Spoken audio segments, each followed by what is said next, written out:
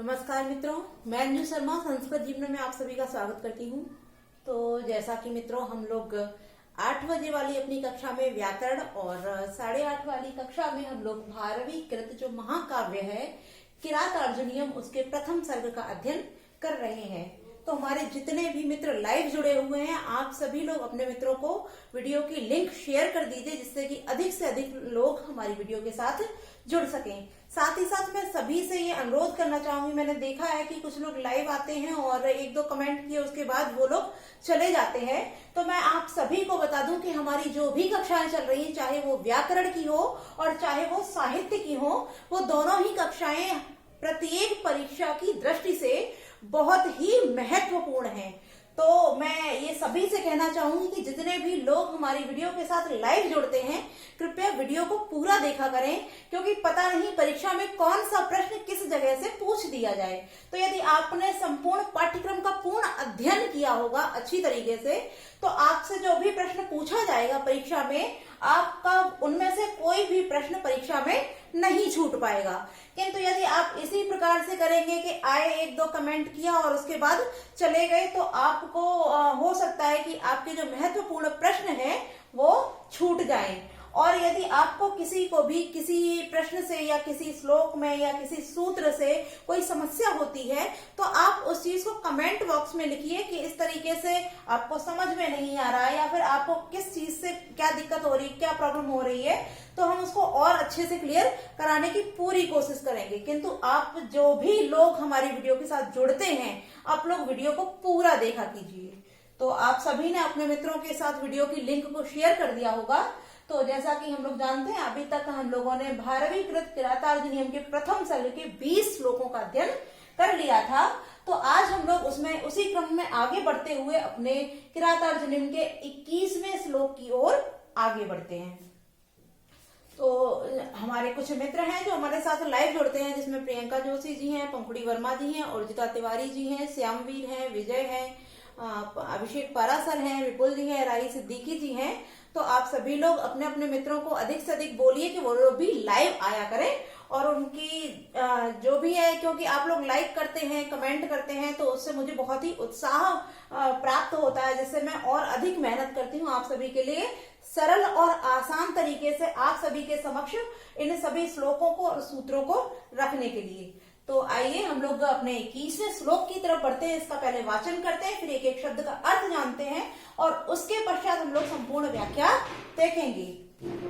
तो जो हमारा 21वां श्लोक है पहले हम इसका वाचन कर लेते हैं। तो आप सभी लोग मेरे साथ दोहराइए। न तेन सज्जम क्वचिदुद्यतं धनु कृतं न वा कोपविजिह्वमाननं गुणानुरागेण शिरो विरुह्यते नराधिपे माल्यमिवास्य शासनम। तो इस श्लोक में जैसा कि मैंने आप सभी को बताया, जो हमारा नेचर है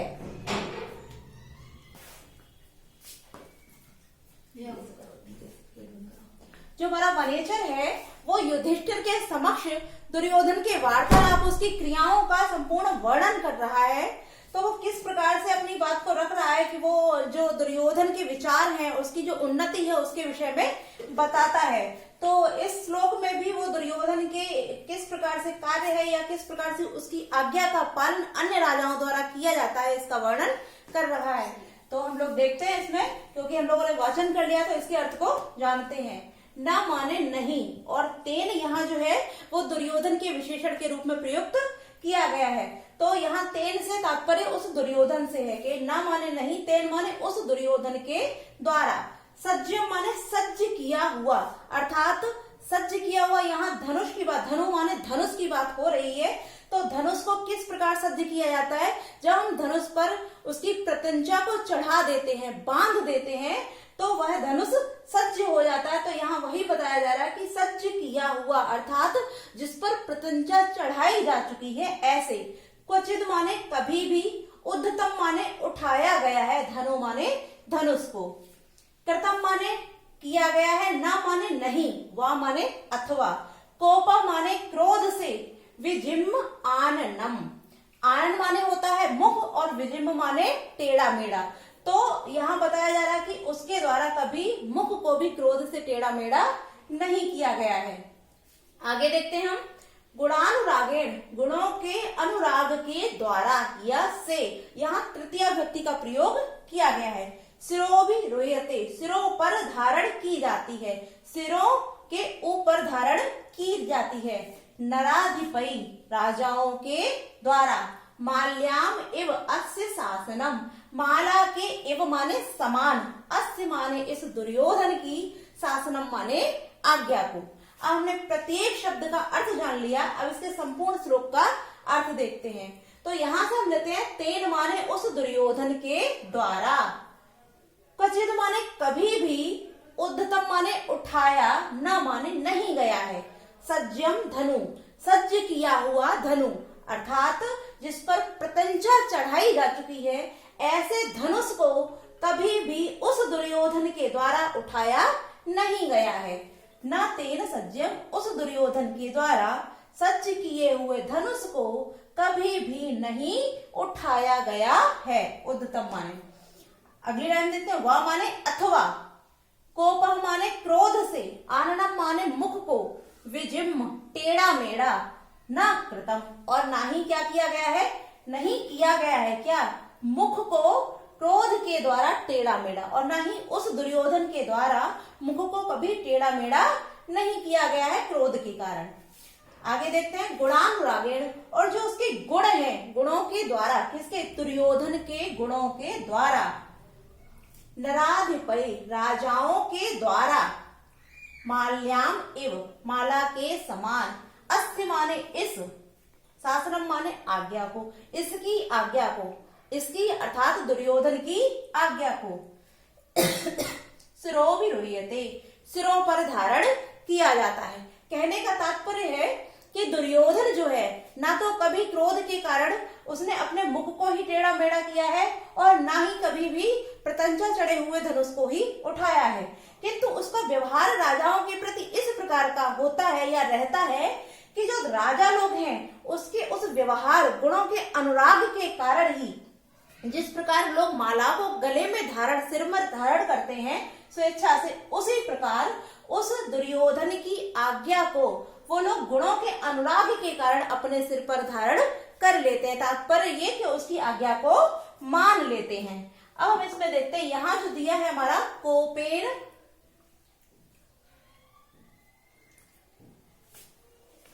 यहां हमारा कोपेन विजयम, यहाँ तृतीय तत्पुरुष समास का विधान किया गया। कोपेन विजयम अर्थात क्रोध से टेढ़ा मेढ़ा किया जाना।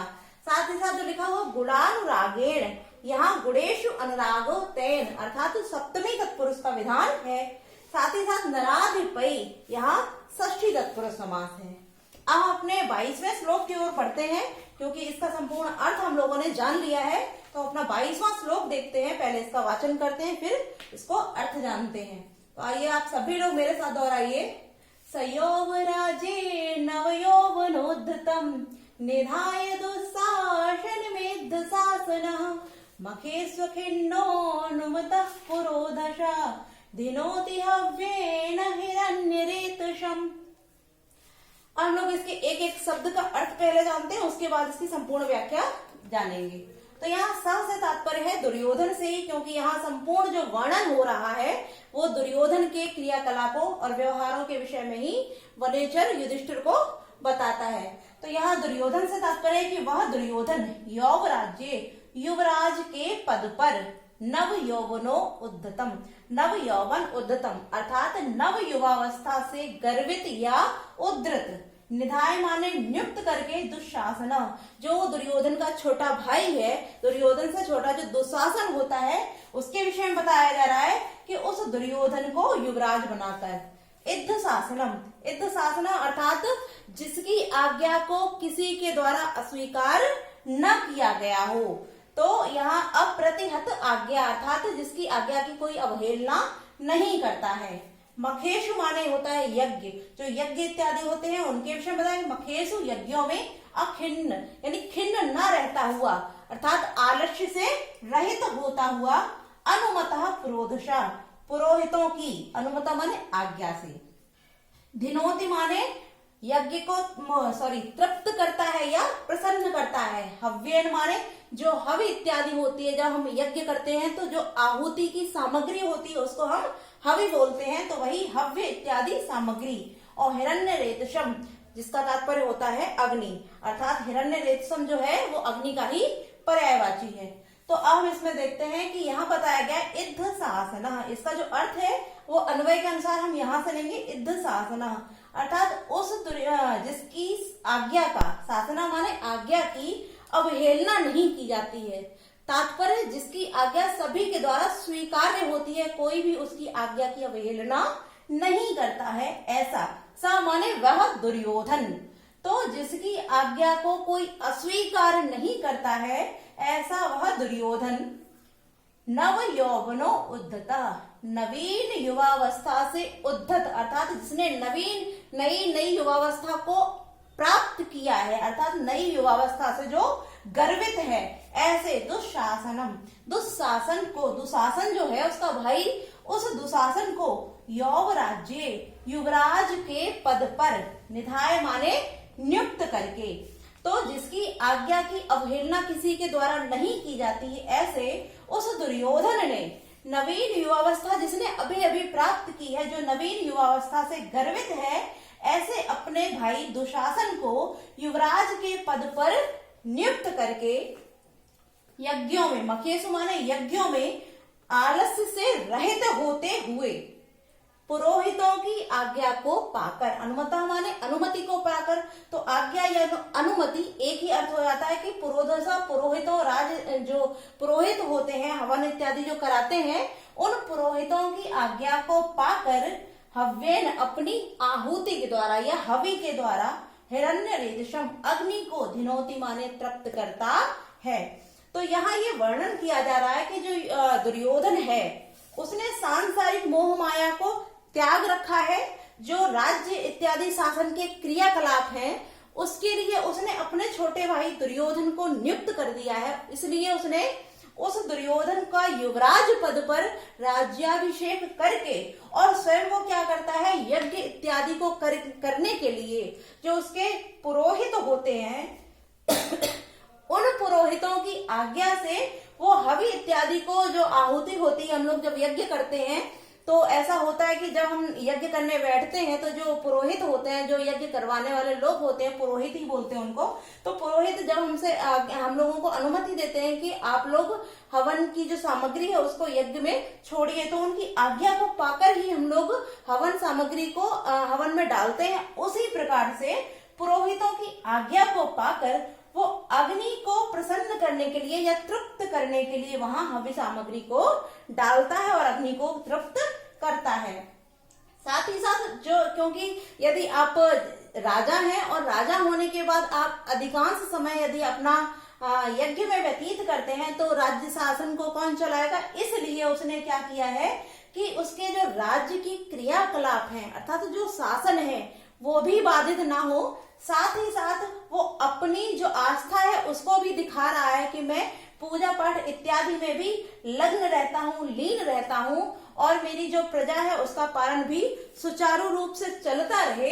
तो उसने क्या किया है कि अपने उससे जो छोटा भाई था दुशासन, जिसने अभी अभी नवीन युवावस्था को प्राप्त किया था, ऐसे दुशासन को उसने युवराज पद पर नियुक्त कर दिया है, और स्वयं क्या कर रहा है कि पुरोहितों की आज्ञा पाकर वो यज्ञ में आलस से रहित होता हुआ अग्नि को हवि के द्वारा तृप्त कर रहा है।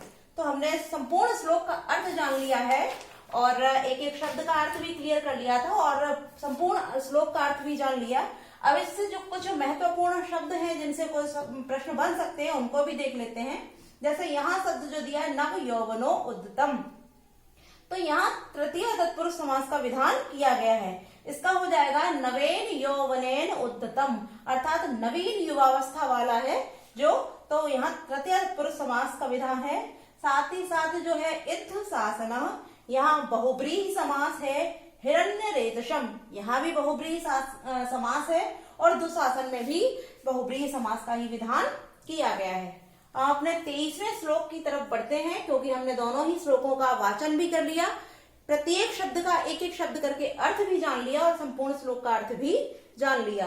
तो हम लोग अपने 23वें श्लोक की तरफ बढ़ते हैं। इसका पहले वाचन करते हैं और इसके संपूर्ण अर्थ को जानते हैं। तो इसका पहले वाचन कर लेते हैं हम लोग।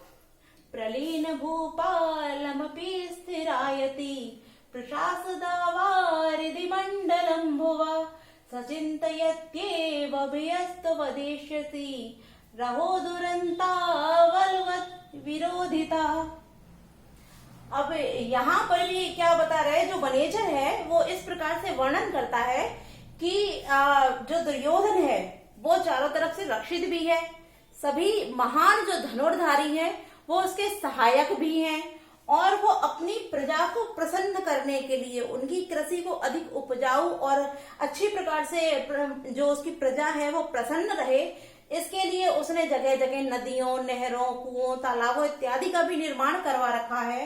वो अग्नि इत्यादि देवताओं को भी प्रसन्न करने के लिए हवन भी करता है, और वो सभी प्रकार के ऐसे कार्यकलाप करता है, क्रियाकलाप करता है, जिससे कि उसकी जो प्रजा है वो उचित प्रकार से प्रसन्न रहे और उसके शासन को उत्तम शासन माने। किंतु फिर भी यहाँ वो क्या बता रहा है कि इतना सब कुछ होने के पश्चात भी वो आप लोगों से, कौन आप लोग, जो यहाँ द्वैत वन में आप 5 पांडव हैं, जो 5 भाई हैं, उनके वर्णन से या उनसे वो किस प्रकार से भयभीत रहता है। तो यहाँ वही बताया गया। ये जो हमारी अंतिम लाइन है यहाँ पर, जो हमारा 23वां श्लोक है और उसकी जो चतुर्थ चरण, चौथा चरण है, जो अंतिम लाइन है, रहो दुरंता बलवद विरोधिता, ये महत्वपूर्ण सूक्ति है।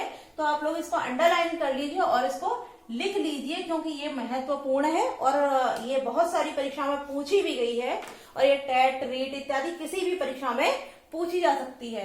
तो इसी के विषय में बताया, क्योंकि अहो, अरे, तुरंता, भयंकर परिणाम वाला होता है। क्या? बलवद विरोधिता, बलवानों के साथ जो विरोध है वो दुष्कर परिणाम वाला होता है। तो यहाँ आप लोगों से वो भयभीत फिर भी रहता है।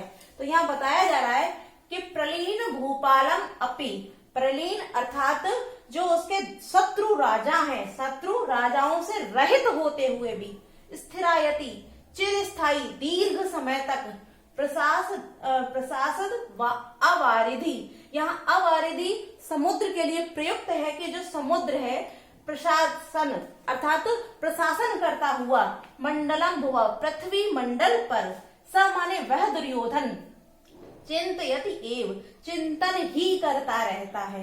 किसका? भीय, भीय अर्थात आपत्तियों का, त्वद एष्यति तुम्हारे द्वारा, त्वद माने आपके द्वारा, एष्यति माने आने वाली, रहो दुरंता बलवद विरोधिता। यहाँ जो रा है इसका यहाँ विसर्ग हो जाएगा, तो यहाँ अ बचेगा, तो यहाँ हो जाता अहो दुरंता। अहो अर्थात आश्चर्य है, या हम लोग संबोधन के लिए प्रयुक्त करते हैं कभी कभी, अहो, अरे, तुरंता भयंकर परिणाम वाला है, बलवद विरोधिता, बलवानों के साथ विरोध। तो हमने प्रत्येक शब्द का अर्थ जान लिया। अब इसका संपूर्ण अर्थ देखते हैं, हम इसकी संपूर्ण व्याख्या देखते हैं। तो यहाँ क्या बताया जा रहा है कि स माने वह, कौन? दुर्योधन, जो वो दुर्योधन है वो प्रलीन भूपालम अपि, शत्रु राजाओं से, भूपाल माने होता है राजाओं से, प्रलीन माने शत्रु, शत्रु राजाओं से रहित होता हुआ भी, शत्रु राजाओं से रहित होता हुआ भी, तात्पर्य ये कि संपूर्ण पृथ्वी पर उसका कोई शत्रु नहीं है, ऐसा वह दुर्योधन, स्थिरायति दीर्घ समय तक, चिरस्थायी लंबे समय तक, अवारिधि अर्थात समुद्र पर्यंत, जहां तक समुद्र नहीं है, तात्पर्य समुद्र से पूर्व जितनी पृथ्वी फैली हुई है, भुवा मंडलम पृथ्वी मंडल का, यानी कि समुद्र से पर्यंत जितनी भी पृथ्वी मंडल है उसका प्रशासद अर्थात प्रशासन करता हुआ, अर्थात उस पर शासन करता हुआ या उसका भोग करता हुआ भी, स माने वह दुर्योधन, त्वद एष्यति, त्वद माने आपके द्वारा, एष्यति माने आने वाली या आपके द्वारा जो उत्पन्न की जा सकती है ऐसी, भीय माने आपत्तियों से या संकटों के विषय में, चिंतयति एव चिंतन ही करता रहता है।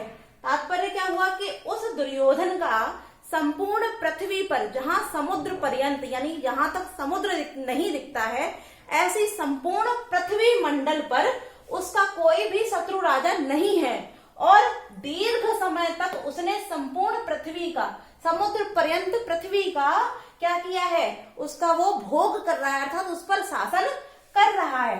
फिर भी क्या करता है वह दुर्योधन, त्वद एष्यति, आपके द्वारा आने वाली, अर्थात हो सकता है कि आप उसके लिए कोई संकट उत्पन्न कर दें, तो आपके द्वारा आने वाली भी हमारे आपत्तियों के विषय में चिंतयत एव, चिंतन ही करता रहता है। अब यहाँ ये बताया जा रहा कि उस दुर्योधन का संपूर्ण पृथ्वी पर कोई भी शत्रु नहीं है, तो वो अपनी संपूर्ण पृथ्वी का वे रोक टोक उसका शासन कर रहा है, किंतु फिर भी वो आपके द्वारा, क्योंकि उसने क्या किया है, आपसे जो छल द्वारा इंद्रप्रस्थ जो आपका राज्य था उसको उसने छल द्वारा जीता है, तो उस चीज के लिए वो भयभीत रहता है कि जिस राज्य को उसने छल द्वारा आपसे जीता है, कि हो सकता है कि आप उस राज्य को पुनः वापस लेने के लिए उसके समक्ष कोई आपत्ति या कोई युद्ध का वृत्तांत रख दें। इसलिए वो आपके द्वारा उत्पन्न होने वाली जो आपत्तियां हैं, जो संकट हैं, उनके विषय में सोचता ही रहता है। अब वो क्यों सोचता रहता है कि अहो दुरंता बलवत विरोधिता, अर्थात जो बलवान होते हैं, जो ताकतवर लोग होते हैं, उनके साथ विरोधिता, जो विरोध होता है वो दुरंता, दुष्कर परिणाम वाला होता है। क्योंकि यदि किसी महान व्यक्ति जो पराक्रमी है, जो ताकतवर है, जो बलशाली है, उसके साथ यदि आप लड़ते हैं तो निश्चित ही आपको जो परिणाम भोगने होंगे वो कष्टकारी होते हैं। तो इसी चीज को यहाँ बता रहे हैं वनेचर कि वो फिर भी आपके द्वारा जो संकट उत्पन्न हो सकते हैं उनके विषय में सोचते हुए चिंतन करता रहता है, और ये सोचता है कि बलवानों के साथ किया गया विरोध अत्यंत दुष्कर या कष्टकारी होता है। तो आप सभी ने ये संपूर्ण तीनों श्लोकों का अर्थ जान लिया होगा, और जो हमारा 23वें श्लोक का चतुर्थ चरण है, ये सूक्ति वाक्य है, तो आप इसको अंडरलाइन कर लीजिए और इसका अर्थ बहुत अच्छे से जान लीजिए। साथ ही साथ इसके जो बनने वाले महत्वपूर्ण शब्दों से प्रश्न है उनको भी हम जान लेते हैं। जैसे यहाँ लिखा हुआ प्रलीन भूपालमपि, तो यहाँ प्रलीना भूपाला यस्मिन तत्, यहाँ बहुब्रीहि समास का विधान किया गया है। स्थिरा यति, यहाँ भी हमारा बहुब्रीहि समास है। स्थिरा आयाति यश तत्, साथ ही साथ अवारिधि, तो वारिभ्य पर्यंत इति, यानी कि समुद्र पर्यंत तक, यहाँ अव्ययी भाव समास है। अवारिधि, यहाँ अव्ययी भाव समास किया गया है। वल वद विरोधता, यहाँ तत्पुरुष समास का विधान किया गया है। तो आज हम लोगों ने अपने 21, 22 और 23वें श्लोक का अध्ययन किया, वाचन किया। इसके शब्दों से बनने वाले, जो महत्वपूर्ण शब्दों से बनने वाले प्रश्न थे उनके विषय में भी जाना, और इन तीनों श्लोकों का संपूर्ण अध्ययन हम लोगों ने कर लिया। तो आज के लिए हम इतना ही रखते हैं, और कल की कक्षा में हम आगे के श्लोकों को लेकर आप सभी के समक्ष उपस्थित होंगे। और वीडियो को आप लोग लाइक कीजिए, चैनल